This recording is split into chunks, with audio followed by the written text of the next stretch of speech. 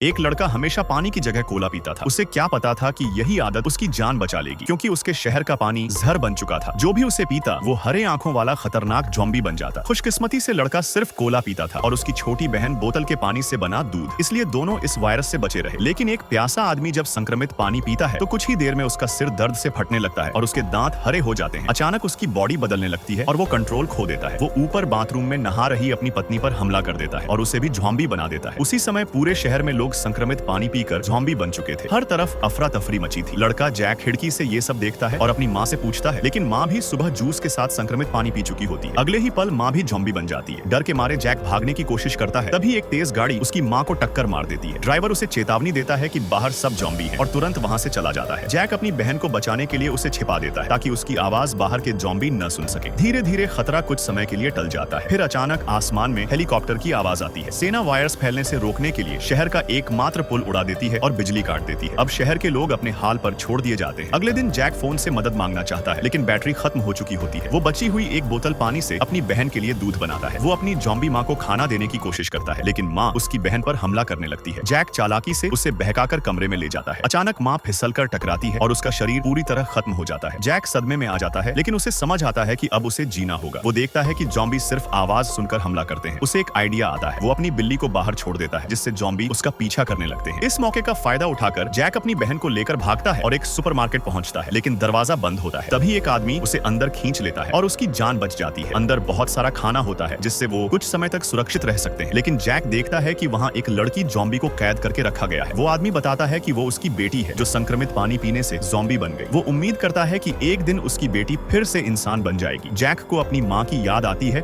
और वो भी सच जानना चाहता है कि ये सब कैसे हुआ। दोनों अंदाजा लगाते हैं कि शायद ये सब जहरीले पानी या किसी केमिकल लीकेज की वजह से हुआ है। सच पता करने के लिए वो पानी के प्लांट जाने का फैसला करते हैं, लेकिन वहां उनका इंतजार कर रहा है असली खतरा। और नेक्स्ट पार्ट के लिए सब्सक्राइब करें।